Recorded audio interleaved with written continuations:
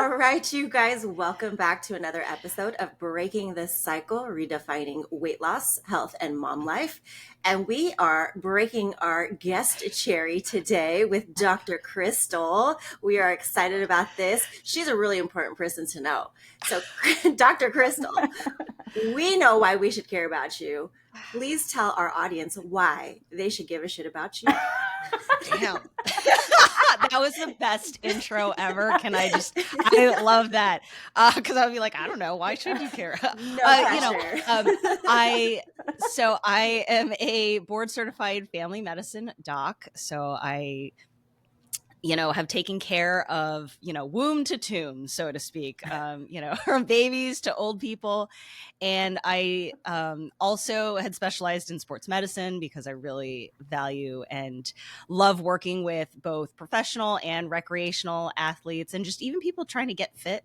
And I've struggled my entire life with weight, and so that has just been a lifelong journey. And so I think as somebody who has seen both sides of fitness, somebody from like this quote unquote professional, like I'm a doctor kind of thing, and then also my own personal struggles, I think gives me a unique sort of insight as to how to maybe approach somebody who is, just starting in their fitness journey, just trying to get healthier, trying to get a little stronger, trying to get, ready for life, so to speak. Yes. That's awesome. Okay. Can we, Christle? So I met Christle a couple years back. Right? It's been almost 2 years. Wait, is it 3 years? Almost 3 years. 2022. It wasn't. Wait, no. 2023. Was it 23? Yes, 23. Okay, yeah, 23. 2 years. 2 years coming up. I know. Yes. Because I was a newbie. Yes. Right? And I got to hear you present, and this is what we're going to go into. But when you presented about the weight loss drugs, you also talked about your journey, and this is all about women resonating with kind of similar experiences. And I would love if you could get into and share a little bit about kind of your childhood and what you went through and your struggles, because we're going to get into this because you yourself are also on weight loss drugs. And so, that would be a perfect transition to understand your history and how you came about to make that decision. So I'd love to hear about it. Yeah, I am an open book. Nothing is off the table. So, and if I don't know something, I don't know something. So, table 6, wasn't it table 6 where we sat at, table 6.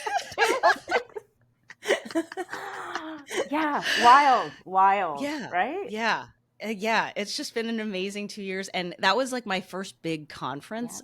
Fitness conference. So I was super scared and super nervous.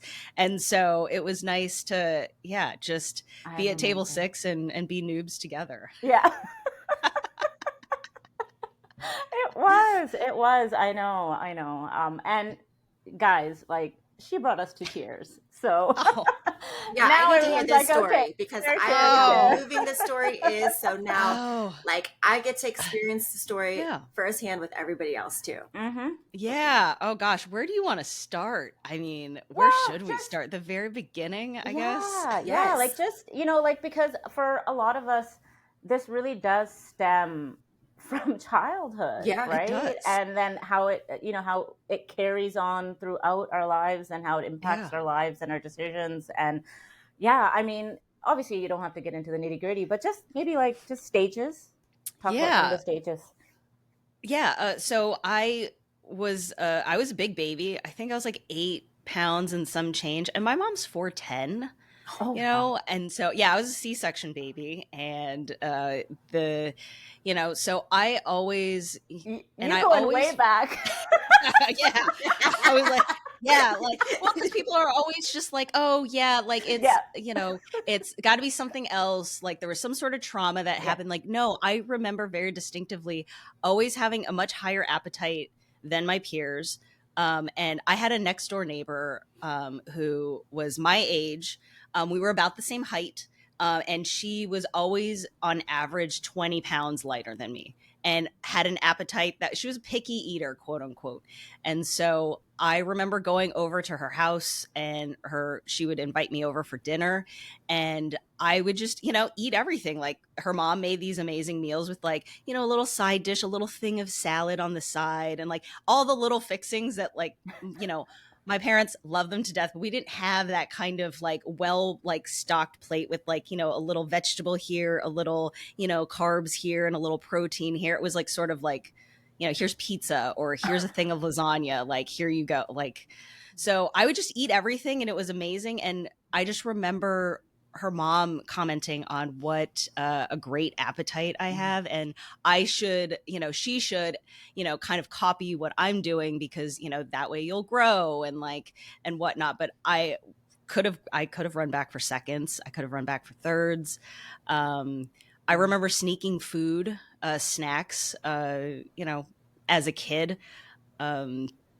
Particularly my dad really liked sweets, so I would go into the cabinet and, like, just eat, chocolate, too much chocolate, because but it tasted so good that I, just kind of was like, yeah, I'm just going to help myself to this. But I also kind of knew that, like, eating chocolate that often and that frequently is probably not a good thing, probably not good for my health. So, my mom did her best. My parents did their best to try and, like, come from, like, a health point of view, like, oh, you shouldn't eat chocolate all the time, like, it's not very good for you. And I just, I didn't start dieting until maybe around 11 or 12. Oh my gosh. Oh, wow. When I mean, I've noticed that I was bigger, like chubbier than my, peers. I always played sports. I loved basketball. I loved volleyball, cross country. Like, I was willing to try anything, but, and love sports, but, like, the hunger part was always just sort of like, didn't know how to navigate it. And I knew, and this was like late 80s, early 90s. So everybody wanted to do, look, lean, toned, or whatever. I remember doing Raquel Welch, like, VHS tapes, to exercise. VHS, we remember VHS that. tapes, right? So and then, it was in middle school where I sort of like, I bought a book on, like, nutrition and, like, how to diet. So I thought about portion control and, like, thinking about trying to get food from different food groups, but didn't know necessarily what macros were. And then high school came around, and that's where kind of I picked up, like, these these not so great habits of, like, weight loss at all costs, cut all the calories, not thinking about fueling my body, trying to do volleyball on a very limited amount of calories. And it just sort of kind of spun from there. College, since I knew cutting calories that drastically led to my part of which led to my grades going down, because I just couldn't think. Like, my brain was super foggy. So when I hit undergrad, I decided to make the decision that I was going to go all in and be the best student, but that was going to come at the cost of eating whatever I wanted. So part of that was hunger, and a lot of that was just eating my feelings and trying to, and, having a crappy way to cope with the stress of being on scholarship, being on a research scholarship, having to publish, wanting to get into grad school, wanting to be a PhD, had to get, straight A's, like, anything. So, and it wasn't until I moved to the Midwest and started grad school that I realized this is not sustainable. I'm an adult now. I should probably start to figure out some adult ways of, one, coping with, emotions, and then two, finding some sustainable habits. So I kind of took my time to figure out what worked for me. So this was 2006. I didn't really start picking up a weight until 2007 or 2008. And then maybe around 2011, I started to realize what calories, macros particularly were. And I started to really crank up my protein intake, or actually just started to add protein into my diet, because a lot of it was like carbs, vegetables, and maybe some fats. Protein was pretty low. And then, kind of from there, really struggling with the maintenance part, because as soon as I would diet down, the hunger would just like out of control, like increase, and I would just fail every single time and feeling like a total idiot. Um, had some in med school and in residency, I had started some weight loss drugs prescribed to me by my physician that didn't work out well for a number of reasons. Mainly, one, it didn't take away any of my hunger, and two, the side effects were just terrible. And then finally, I decided to say yes to trying a GLP-1 agonist, and that's kind of like the light bulb moment, which was what, January 2022, because by the time I presented in Edmonton, I had been on that medication for a couple months, and I was just floored at what the possibilities can be. So Yeah. I hope Wow. that's not too incredible. long-winded. No, it's not. no. Because Wow. honestly, Yeah. my biggest takeaway from your whole entire story is how much you like the zero quit that you had, right? Because you struggled from a very young age with the food noise and the hunger and the cravings and not knowing how to navigate it all. Yeah. But you still had the audacity to be curious enough to understand, like, this is not it for me. And you didn't want to give up. Because how many women do we know where they're like, I'm just broken. There's something wrong with me. Throw my hands up in the air. This is just where I'm at with life. And this is where I'm just going to live until I say goodbye and clock out. Where you're like, no, I've got to advocate for myself. I've got to find something. And then eventually, even though it took a really long time, you found something that works for you. So kudos to you, because that's magical. Because that really takes a lot of tenacity for people to really just be like, no, this is not it for me. I want more, and I want better, and I demand better. And I'm going to go find it. Well, thank you. Yeah, it was very painful. There were a lot of feelings when things didn't go well. But at some point, you do have to say what worked for me and what didn't work for me. Because there were plenty of times where I've hired a crappy nutrition coach, but also looking on my end as a client, did I provide that coach with enough information? Was I strong enough to say, hey, this isn't working? And there were many times where I would just say no. I would just continue the course and then crash and burn and actually not say anything. So I think having that self-awareness, and then also realizing that especially if you are working with a coach, it's a two-way street. There's always there's always something that could have been, at least for me, I always felt like there's something I could have done on my end to maybe make that process better. And that's not to say everything's my fault or everything is a coach's fault, but there is, I feel like most problems happen because there's communication breakdown. There's no clear structure. Things are very vague. And I think once you eliminate those, a lot of the problems or frustrations or pain points that people have start to go away. It's like being honest, right? Really getting honest with yourself and just having that courage to relay that to your coach as well. Like it just, and and I want to say, like, you did everything. You tried the lifestyle stuff and you tried all the extreme stuff too, right? Like Weight Watchers and all of that, and just the broccoli chicken rice. I know you tried that too. You tried the pro diet? Because I mean, even my husband made a maintenance diet that was specifically tailored with somebody like me in mind. It was called the Evening Hunger Templates, where it was like literally the most boring, bland food, and it was the most amount of fiber. So I really got a chance to see the difference between hunger and satiety.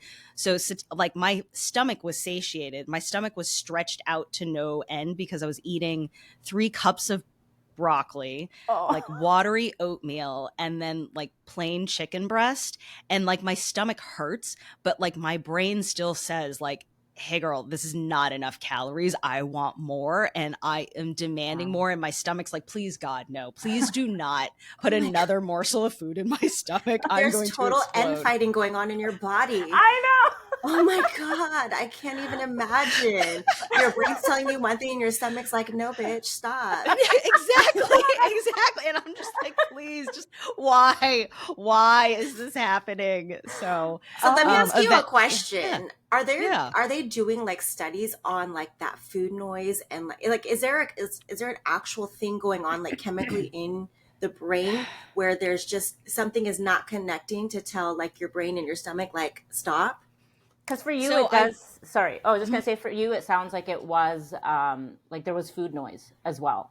You know what? yeah, I really wish there was either a blood test or like an MRI scan where they could just say, hey, your hypothalamus, which is the reward center for food, is just lit, like Mm. in a way that, people who don't struggle with hunger, people who are normal size, just like don't have. Like that would just be amazing, because to try and explain this food noise, this whatnot, is just like, it's like people just end up looking like a deer in headlights, like just kind of confused, like I don't know what you're talking about. So they are trying to, there are studies that look into like what exactly in the brain is happening.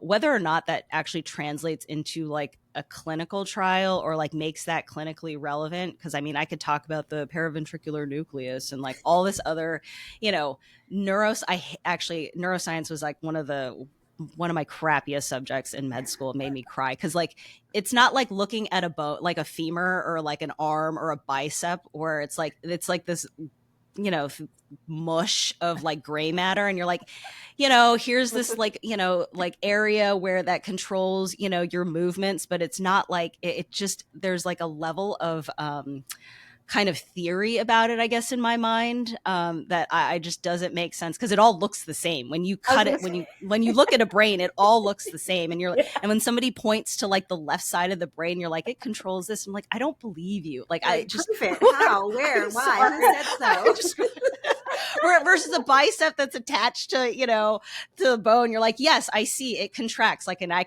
actually see it move, like, in a cadaver lab. So I'm just, but yeah, there are studies where people are really trying to figure out, biochemically, and then the neuroscience behind it, of like what happens in our brains. And so, yeah, the hypothalamus is the place where, all your sort of hunger control center is located. And for, people who, we do have GLP-1 receptors in our brain, which, you know, in theory, like on these medications, can help with the appetite control, the food noise, that signaling, but also helps with satiety, because it does slow down digestion. It does slow down like the peristalsis, the squeezing of the muscles that help, the food kind of travel down the pipe. So it helps both ways. So, Crystal, like with food Yeah. noise, for you, if you don't mind, like Yeah. defining what that was for you, because for our audience, and it is relatively like a buzzword now, right? It Like It is. food Yeah. is. noise. And so, first, your Gen Pop type person, they're thinking, Yeah. well, I have food noise too, but really, in essence, what is food noise? Because I know for my client, like who just started this, she's been with me for a Mm-hmm. year, so she's Mm-hmm. done all the lifestyle stuff, and we'll get into that after. Yeah. But she described it to me, and it was like, she's like, "Oh my gosh, I'm getting up in the morning, and I'm not thinking about food." Mm-hmm. And so for you, what did that feel like and look like? Yeah, I will say it is definitely a buzzword, and the literature has tried to catch up with and try and define what food noise is, because it's so prevalent. I actually don't really like the word food noise. Mm-hmm. Really unrelenting, 24/7 continuous hunger, um, is how I would describe it. I would wake up in the morning and think about like how hungry I am, but also feel like my stomach is empty. My stomach would be growling.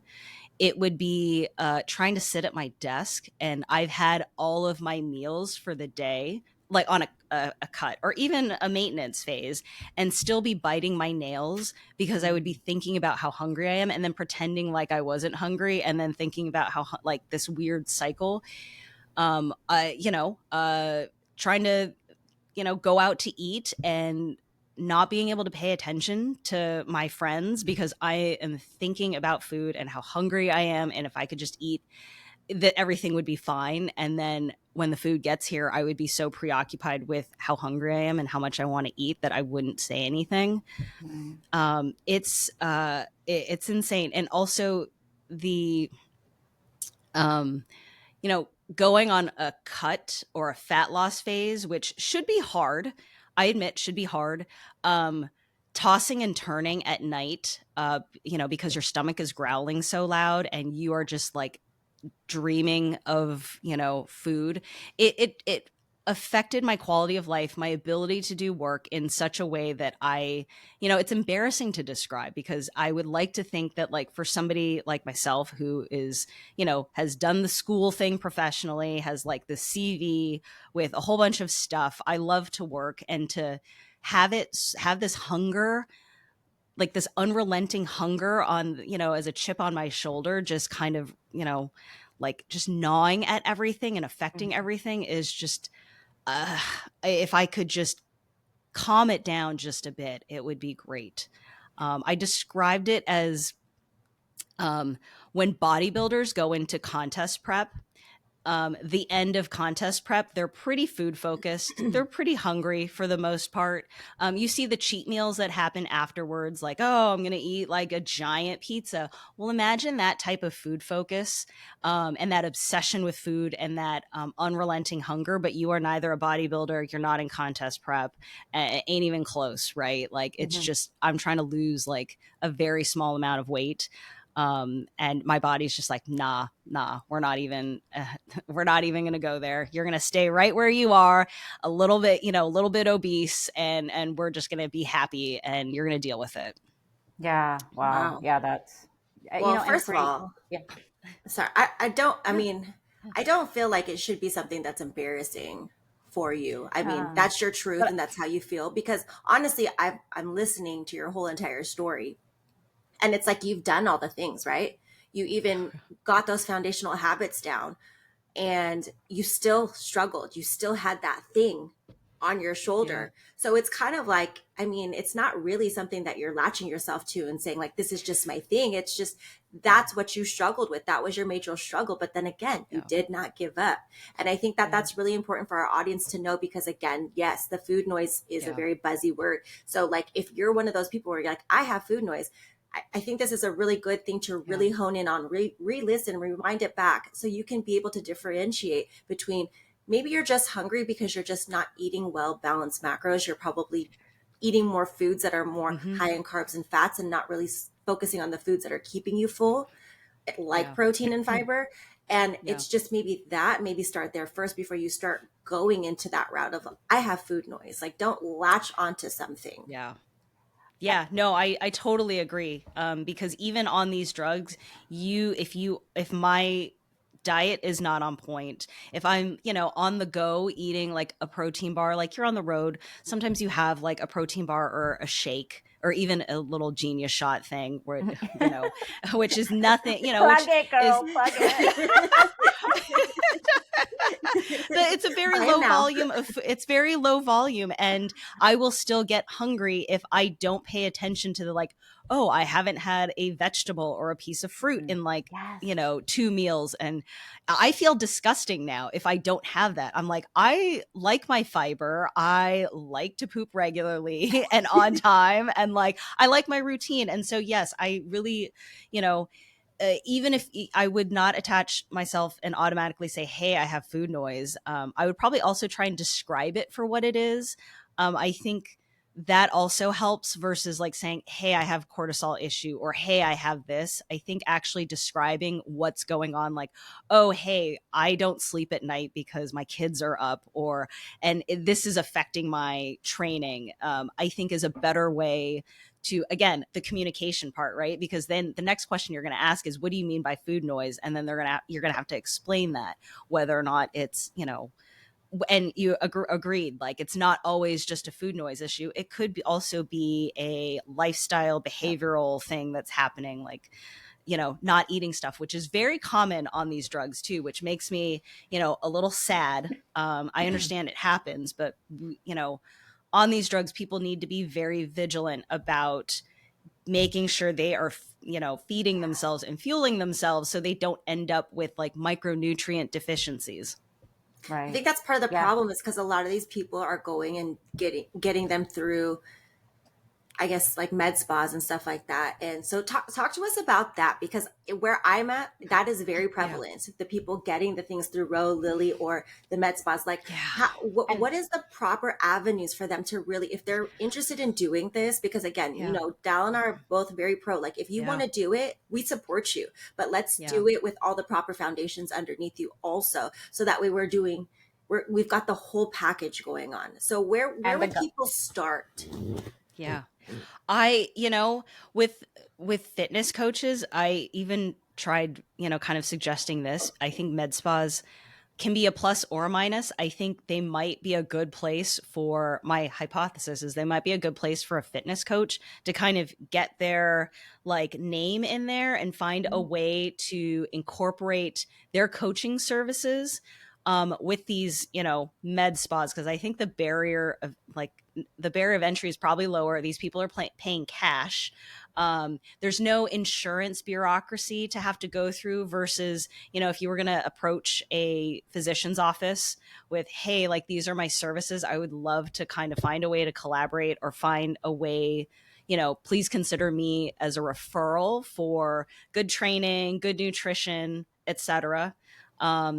So, I think for, a lot of these women who do struggle with kind of, wanting to be on these medications, I think the biggest thing is also kind of, if depending on where you are in the process, what your lifestyle habits look like, really consider working with a coach. I've worked with so many coaches, years ago. I still sometimes work with a coach, just to get the foundations in place. And these things take years. It did not take me overnight, like 2006 to 2025. Like it took me a year to get used to the taste of vegetables again, because I also quit smoking in 2006. And so that taste buds were just all sorts Fried. of wonky. Yeah. And the hunger obviously went up when I stopped smoking cigarettes. So just learning how to put together a balanced plate that has a protein, has a vegetable, has a carb, maybe some fruits in there. It sounds easy on paper, but to actually execute it and actually to, figure out a way to do it that is easy enough for you that it's like brushing your teeth, and having to juggle the fact that, people are moms, people are, wives or husbands or, significant others, and they have, high, demanding careers. Maybe it takes a lot of practice. And I think having somebody who is like on the outside looking in to try and provide some guidance for that, I think is worth, its weight in gold. So I think if anything, if you are going to start one of these drugs, having access to a registered dietitian and or a, coach, and or a personal trainer to kind of help you get in the gym and also do the resistance training, that's going to be even more crucial. It was crucial in the 90s, but we know better now. And so it's definitely just as crucial now to lift the weights. Like you got to lift the weights, man. Gotta Like lift you the can do weights. whatever you want afterwards, but please lift some weights. Like it's going to pay off, whether it's now, whether it's 10 years from now. Lifting weights is never the wrong answer. So prior to even like someone saying, okay, because there are a lot of people probably Yeah. taking it for vanity reasons or just Yeah. aesthetics, maybe it's just 10 pounds. Yeah. Who, if someone is looking at that, okay, food noise is one part of it, like the Yeah. real food Yeah. noise, right? Yeah. And there's obviously a criteria as well for the ideal candidate, right? Like the Yeah. person that should be taking this. Mm-hmm. And outside of that, and maybe you can discuss that a little Yeah. bit, but like outside of that, like you already touched on this, like having done the lifestyle stuff, having at Yeah. least tried it, having learned, like I have a client who's been with me for almost a year. She Yeah. does have a significant amount of weight to lose, but she's doing the work. She's going to Yeah. counseling. She's learned and unlearned so much about good food, bad food, how she perceives things and how she approaches things. She understands the macro breakdown and why protein is so important. So really, like that, this whole past year set her Yeah. up mentally and physically to make that decision and feel good about it, right? That's so Like to awesome. say, Yeah. I'm going to do this. And now she's in the position where she's like, okay, like she's just acclimating herself. She's just a few weeks in, and she's like, I can do a protein shake in the morning. So she puts all her stuff in, Yeah. and she's like, but where I was getting 140 grams of protein, now I'm hitting 80, 90. And so we talked about it, and she's like, you know what? I could just add another scoop of protein powder. So she's focusing on these things. So if that's the only thing that she can have right now in the morning, Yeah. she's trying to maximize the benefits, right? Yeah. But she understands that now. So I feel like she's going to be so much more successful at this and really benefit in a way that like she retains her muscle. And Yeah. it leaves room for someone who's considering this. Like I always say, like it gives you that space and grace to actually focus on going and working out versus thinking about food all the time. so Yes. so I Yes. so I guess just circling back, I know that was long-winded, but who should be kind of considering this, and should they be doing the lifestyle habits and changes first before making that decision? I don't know. What's your opinion kind of on that? Yeah. Yeah. No, those are all really good questions. And I love that your client is thriving. That was not long winded at all. So thank you Oh, for yeah. sharing that. Yeah. So I think where people get, at least in the fitness space, get a little mixed up is, um, yes, I agree that people should be doing the lifestyle stuff first. And there are people who have much higher BMI, 40, 45 and beyond, that starting a medication probably would be a good choice. I think with the fitness space, a lot of us are kind of, the area gets a little bit more gray when somebody is usually doing the, kind of lifestyle stuff, or maybe not, they're on the borderline of, their BMI is borderline obese versus overweight. Sometimes it can be a little bit of a tricky thing of, I don't always go by BMI. So if you go by the technical term, it's anybody who has a BMI over 30, and or anybody who has a BMI of 27 plus or minus like comorbidities like diabetes, like high blood pressure. And then if you have diabetes, you automatically get, Yeah. qualified, because these drugs are also used for type 2 diabetes. And so, which is really unfortunate because, the anyways, I will just leave it there. So, but because BMI is not like, it's not a one and done deal, because body composition exists and also genetics exist. For Asians, the BMI of what is considered overweight is actually much lower. um All of us. We're all overweight according to that. but then also you have so many variations within, Asian populations too, right? Muscle, and the big thing, the reason why it's lower is because, some, Asian, subpopulations are more genetically predisposed to like more or less muscle compared to, Caucasians, compared to, Yep. African Americans, like all of that stuff. And so I don't, yeah, when people always ask me like, what if you have the last 5 to 10 pounds, like what do you do? I can't always give a straight answer, because it's not always cut and dry, right? I have to see the person in front of me.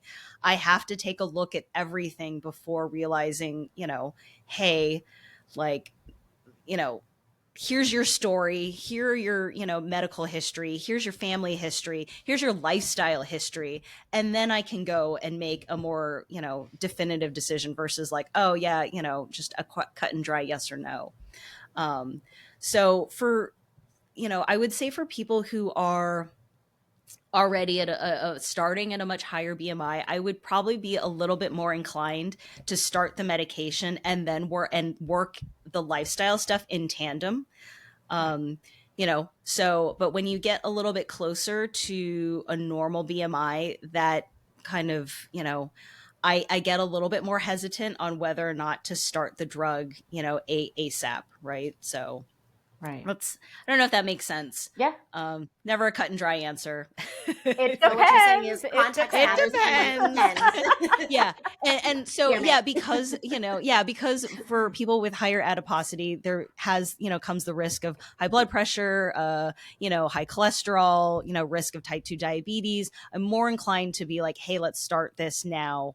And then maybe you may come off, because there are people who do come off because they realize the lifestyle changes are able to control their appetite, but it's not always cut and dry for some people. And so I also like to present the worst case scenario. Yeah. Like, you may be on this drug for life. Like, obesity is a chronic lifelong disease. Like, you have to eat, you have to figure out how to manage that. You can't just start. It's not like a drug addiction where you can just stop heroin, detox from it, and then cold turkey it, from your life. You have to learn how to interact with food and exercise at some point in your life. You can't just avoid it.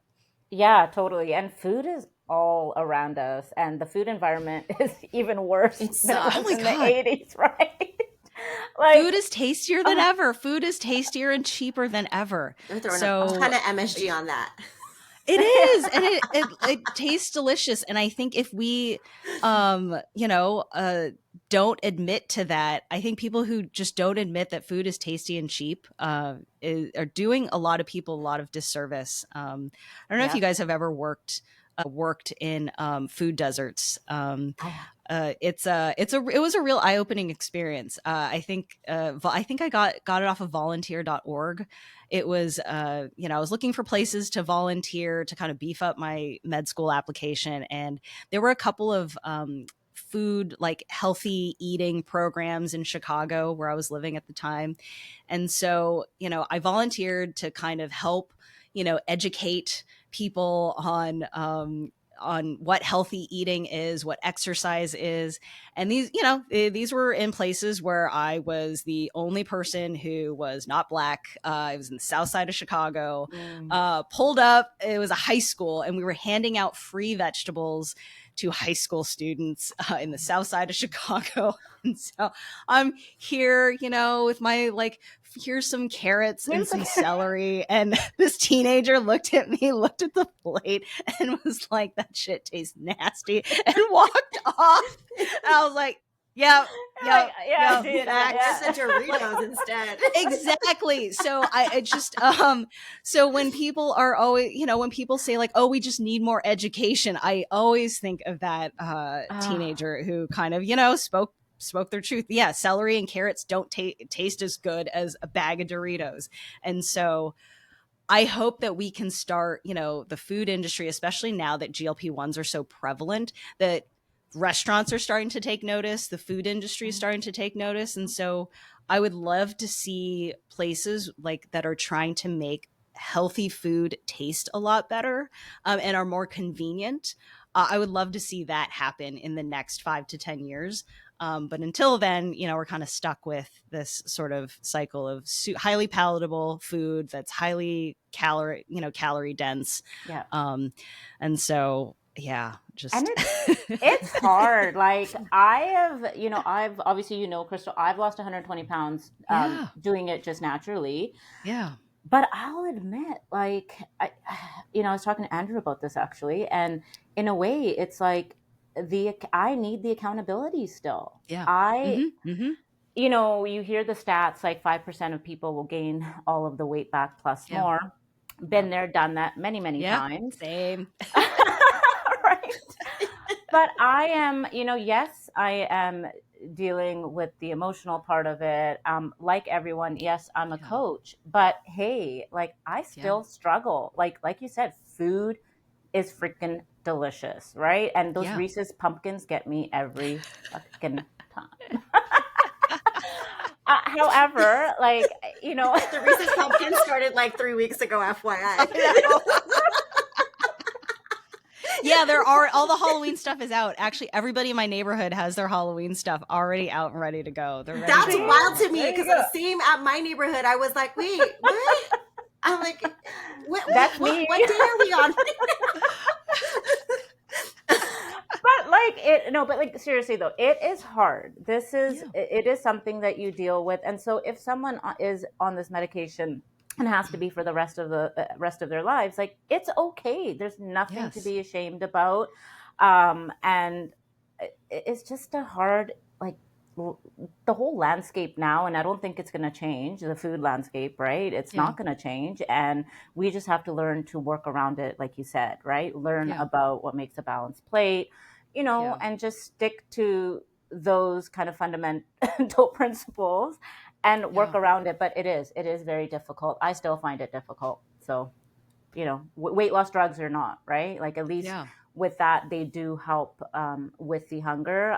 Even one of my Mm-hmm. clients, the client that's on it now, she said sometimes even when she does start to feel that hunger, like, she really has to tune in, because it's just a Mm-hmm. smidge of it saying, hey, like, you might want to eat now, like you were saying. Hey, by the way, but also having that internal, like, that, because there'll be times where I'm, focused on work and not really paying attention, and then all of a sudden I look at the clock and I'm like, oh man, I gotta, boy, I gotta, eat. Or if I, now that I'm doing more jujitsu, I really need to be mindful of, like, food, like timing, which really Mhm. isn't a thing in with the general population. Like, people, the over analyzers who, like, I have to eat every 4 hours, I gotta have 30 grams of protein with every meal. Like, no, you really don't. Like, Yeah. you can, you can have 2 meals in a day and be fine. Like, it's going to be okay. But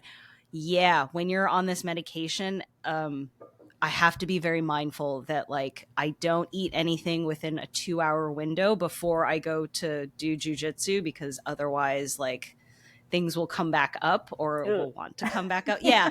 And so you just have to be more mindful of it. But again, it's, the trade-off is, worth it. But people, need to also realize that, like, even if you're not hungry, like, going all day without eating is probably not the best either. So, Right. So, having that habit set in place, like, hey, I eat 3 meals a day and one snack, or I eat 4 meals a day and one snack, or find something that works for you. And also the whole meal number of meals per day, that can change. It's changed for me. It has evolved to meet my needs. And so, what works for me, what works for you guys is not going to work for, may not work for your clients. And so being open and finding a solution, and realizing that just because you're not at this ideal solution that you want right now, your coaches can help you navigate, at least to see what is not ideal for you, right? Like, hey, we're not where we want to be yet, but at least we realized we tried this thing and it didn't work. And that's okay.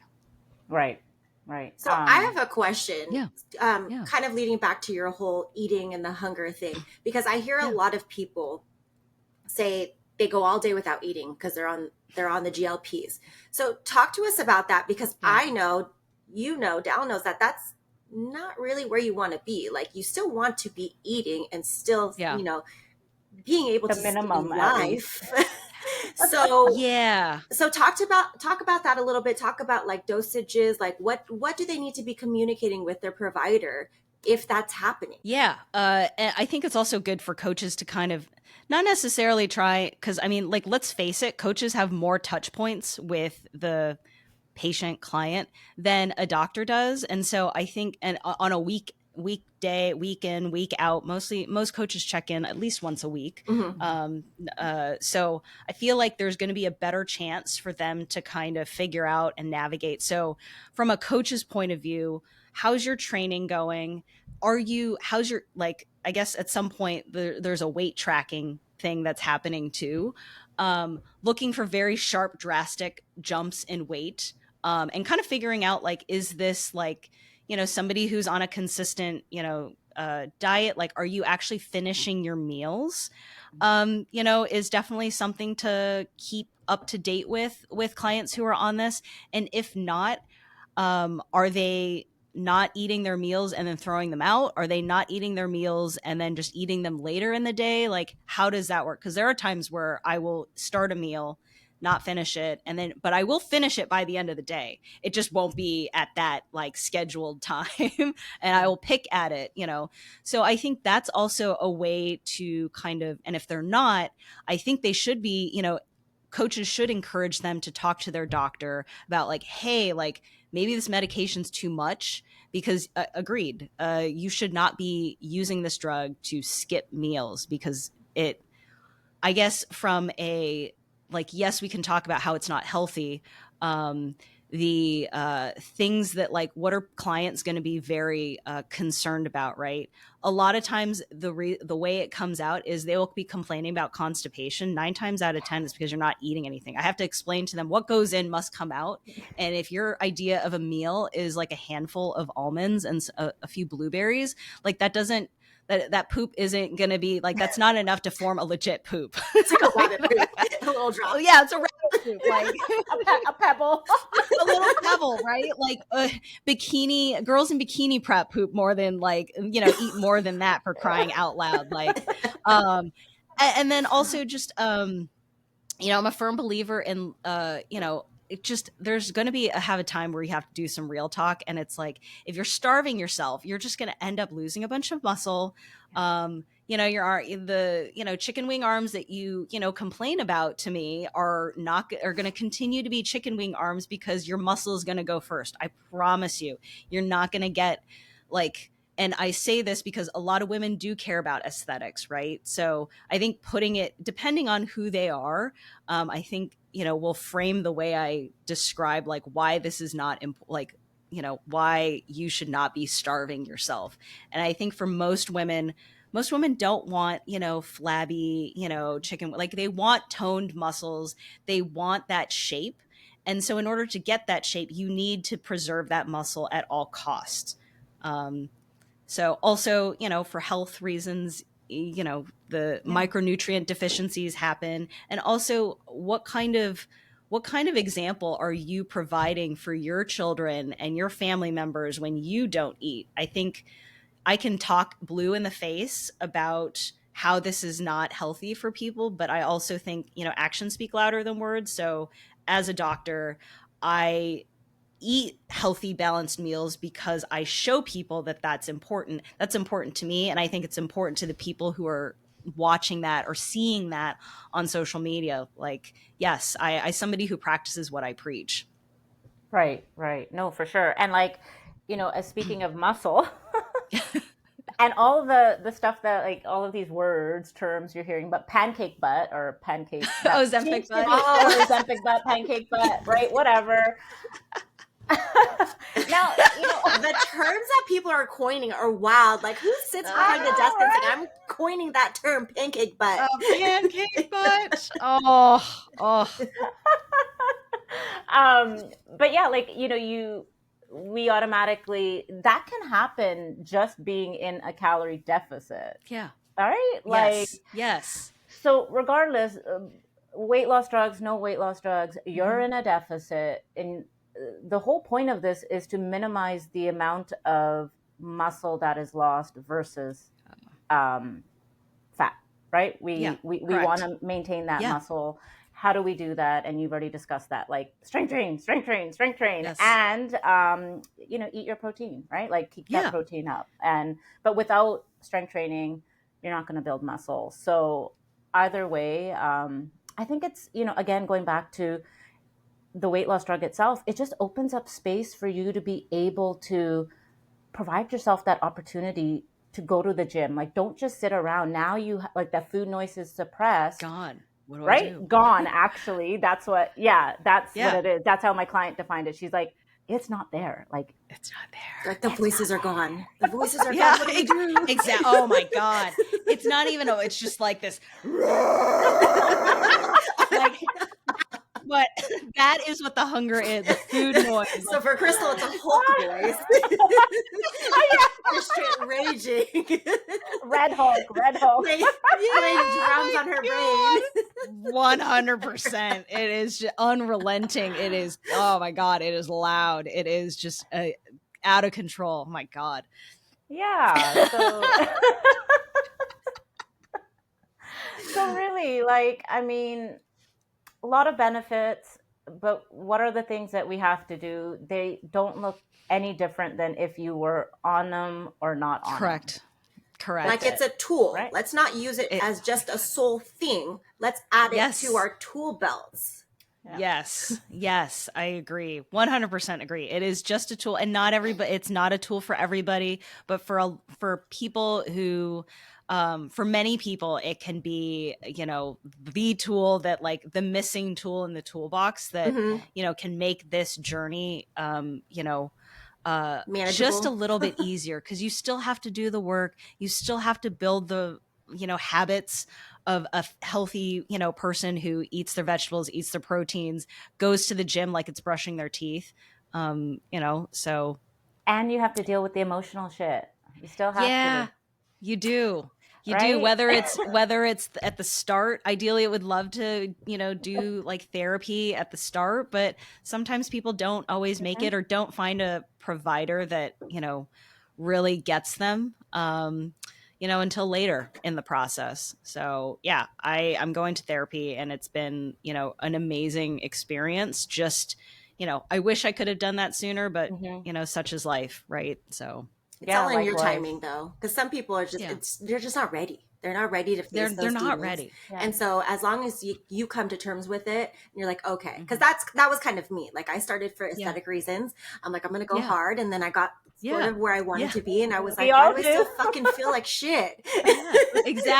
Exactly. Or like like just taking a pause at, like, relationships, how I communicate. Like, yes, I have this physique, but there's just something missing in how I show up to the world, how I communicate with others, that Hmm. I think I could do better. Like, actually taking ownership and stock of that, and then, Hmm. making an action plan to do better, was probably one of the biggest, one of the best things I could have done for myself in my 40s. Yeah, likewise. We're like a I whole mean, because generation that's like trying to Yeah. like flip the I script. know. It's because I mean I don't know how your home was, Crystal, because I was a very Filipino household home where it was like tuck your feelings. Don't Oh have yeah. any of Oh your shit yeah. outside the door. Like we could be going through turmoil, like the most And toxic then things just happened like 5 minutes Yeah. ago, but then walk out the door and be like, "Hi, Yeah, everybody! yeah. It's the Mickey yep. Mouse Clubhouse." Exactly. Or like and I think school was the thing, where the place where I went to hide, like school and food, right? Like Mm. that could do me no wrong. I like school was my happy place. I was known as like the chubby but smart, like one Aw. out of the cousin out of the family. So like that's where I thrived. And so, of course I ended up making school like a career for a very long Of time in course. my Well, 20s, because I just didn't think that there was anything else, for me. But also I loved it. But also I think part of it too was, like that was my like kind of identity, yeah. given to me by my grandmother. And I just rolled with it. And Oh, Lola. people Yes. pleasing too, big Yes. thing, where you don't want to, and you don't want to disappoint your Lola. You don't want to disappoint her. You want to come home with straight A's so she can give you the $20 and Hmm. tell you how Mhm. amazing you And are. not make you come sit Yeah. down and do the rosary because you fucking up in school. Come Or sit Yeah, down and thought. do Hail Marys with me. You're a very bad girl. yeah, like if you got the straight A's though, like you could do no wrong, right? Like everything Yeah. else could be falling apart, but as long as you got those grades, like you could be a total like screw up in Yeah. all sorts of different You were ways. I'm like, And how, untouchable as long as your report yeah. card had a 4.0 GPA. 100%, 100%. And how dare you get a B, because then all of the A's are just negated. It's like, Exactly. B. Exactly. What's the B? But it was Exactly. a B Like, what plus. is You this? still didn't try hard enough. This is all our Exactly. childhood trauma coming out. These are all our scars that we wear on our chest. Oh man. Yeah, that was actually it for a very long time, was like, don't show an emotion, but like when you keep it bottled up, you end up just like exploding at Yeah. some point. It's going to And come I out was just one like, way or that's, another. yeah. And I was like, this isn't healthy. This really isn't a healthy way to deal with stuff. Now that the food noise is now out of the way, now that like whatever, I'm going to start working on how to communicate and like own up to, like, when things aren't going well, just own up to it. Like, Mhm. hey, Yeah. this isn't going well. let me figure out a way to move forward without like lashing out at people, because Yeah. feelings are okay, behavior, certain behaviors are not okay. Yeah, the reactions, right? The reactions for sure. Oh, that is hilarious. Well, I don't know. I mean, I don't have any more questions. Do you, Carmi? Maybe one last one, Yeah, because I Sure. mean, yeah, people are going to do what they want to do, right? We can't talk yeah, them out of it. So for right, those people who are doing it Mm. purely for aesthetic reasons, because these are probably yeah, the people who are going to get on it and try to get off of it. Any yeah, advice for those people? Because, like I said, we can't convince people to not do something. They're going to want to do it, but maybe they can exactly. have proper tools or like kind of a blueprint to help them navigate that. Yeah, yeah, I I don't know if that's a fair agree. question or not. So, No, it's Yeah. totally a fair question. And for people who seem to be really upset that people are doing, that are doing this for vanity reasons or aesthetic reasons, stop worrying about what other people are doing. People are going to make their own decisions. And so I think the best way that we can help with those people is by making sure that they at least know to up their protein intake and also continue resistance training and fiber, and also getting their fluids in. Like, you still have to do the work. And I would hope that even for vanity reasons, that doing these things are actually going to help your aesthetics, your aesthetic goals, unless your goal is to look like be skinny for like, look like a prisoner of war or something like that. I don't know. Right. But for most women who are, looking to do this for vanity reasons, maintaining that muscle mass at all costs while you are dieting on this GLP-1 is crucial. So, you know, resistance training, up your protein intake, fiber, and also fluids, because people don't drink fluids. And I know that like Ozempic mouth is now a thing because their mouth Oh, ends up getting dry, oh, and your risk of like the bacteria in your mouth multiplies, and so risk of cavities and mm. periodontal disease is a thing. So So you all of gotta that do. stuff, you Yeah, you got to gotta do the do work. it. You Yeah, got to do the work on top of it.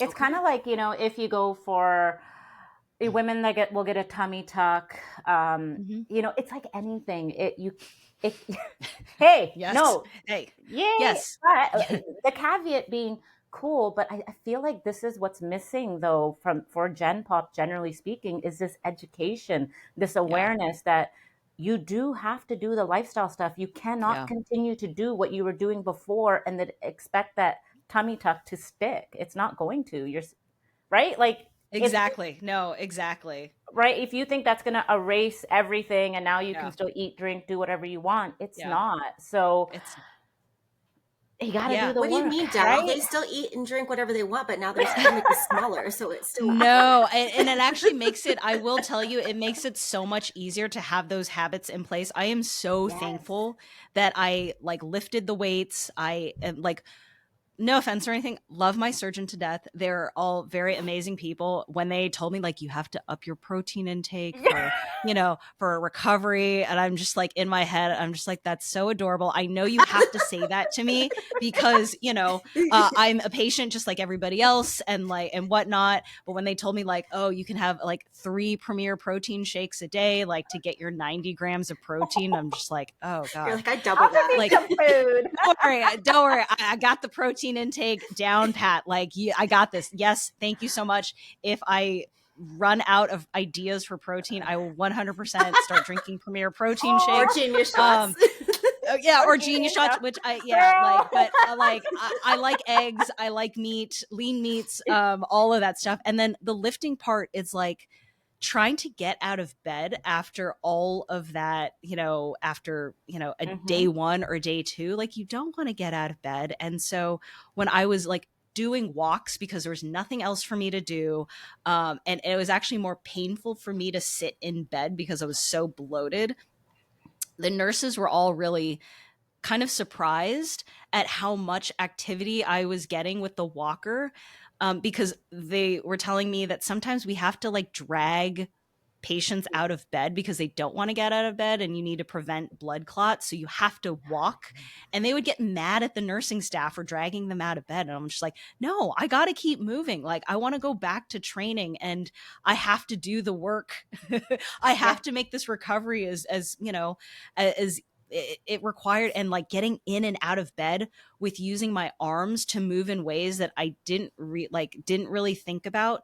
It was actually a challenge. So, for people who think that, just getting a tummy tuck is going to be easy street, no, you still have to do the work. It's actually going to be even more work to, for the recovery part for at least the first month. There was one girl who told me that she was in bed for a month after a tummy tuck. And I was just like, huh? You're like, girl, What? My question is, what were you doing before your tummy tuck? Exactly. I'm like, no, like get out of bed ASAP so you can like live your life and get back into the gym. So yeah, no, I hope this helps, like, yeah, just our audience of I don't know how many. stop We've got a with lot. that, girl. Quit it, okay? Yeah, quit that talk, girl. You guys Quit are that negative self-talk, bitch. Yeah, exactly. Cool as This has shit. been this has been amazing, and I'm so glad that we got to spend Sunday morning together just BSing, because Yeah, it is. No, this was awesome. Thank you for Yes, thank you so being much. our guest of honor, first guest ever. Oh, so. am I the first guest? You Oh are, my god. yeah. We wanted it to be you. Like, this was like Yay! totally planned. Like, we're gonna eventually put a guest in here. Who do we want it to be? And like, we Aw. really want it to be somebody important that's really gonna talk Her. about something that's like relevant, that people will resonate with. And so we're like, oh, Yeah. duh, Christle, hello. Oh, Yes. are you yes. guys going to be in Vegas next year? Yes. Hells to the We bought our tickets. Oh, damn. Yeah, we got them. I put in a placeholder. I have it on the calendar as a placeholder. So it is on the calendar to like go. Damn, I got to get on that. Yeah, Well, we bought them when he did like that first round of pre-sale for the attendees. Yeah. Because Got we it, try to got it. we got to pinch pennies where we can. we frugal. I know. So we gotta spend it before our kids spend it for us. So, there's that part too. And those $25 drinks in Vegas, right? So. Oh my gosh.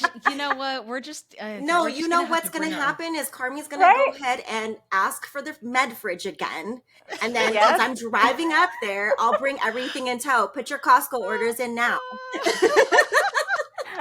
Flavored soda, please. Don't tell me you brought a rice cooker. Please don't tell me. I didn't, you but I brought a microwave. I sure as shit did bring a microwave. Hell yeah. I did. Hell yeah. Ain't no shame in my game. Hell yeah. I said it from my chest. Hell yeah. I love it. She's gonna be our little convenience store. Pretty Hell much, yeah. It's already, Yeah, I already warned my yes. husband. I'm like, everybody Oh. knows our secret now, babe. So they're gonna be coming to the room. Oh.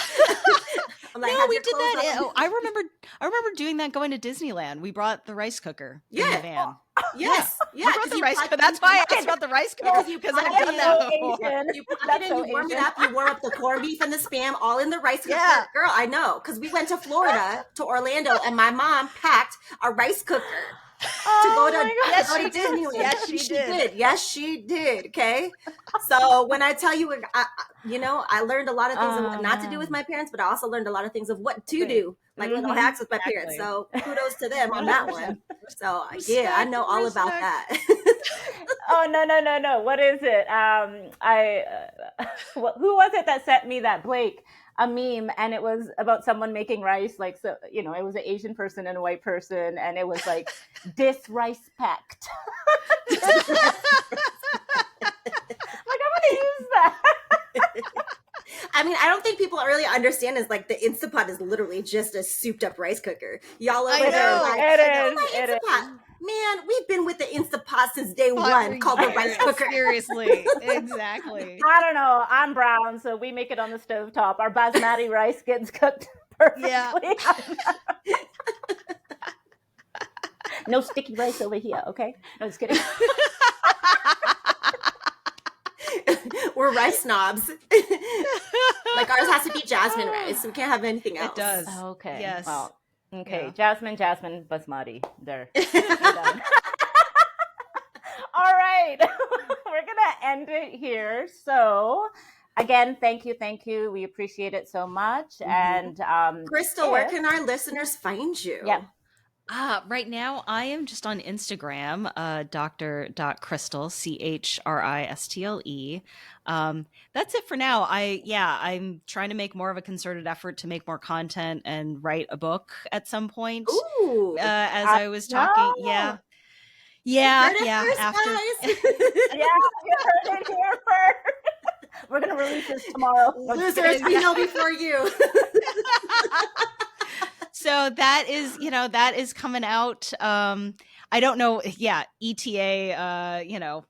Not no clue right now, but it is on the paper on the docket to Ooh, get started on. So it'll be mostly my exciting. life, and a lot more of the personal side of things, and less about whatever literature says about these drugs, which is important, but also I think just talking about my own like life journey. I think hopefully people will find it interesting to read and maybe inspiring. Hopefully, inspire somebody who is struggling with this to like, hey, like I need to go see a doctor and I need to go get this thing sorted because this is really just affecting my quality of life in ways that I don't appreciate, and I want a solution for this. You don't have to pretend like this doesn't exist and pretend like your feelings don't exist for, Mhm. your entire life and then wait till you're Mhm. 40 to, get it done. Better late than never, though. Better late than never. But if you And could they're do it not sooner, go alone. for it.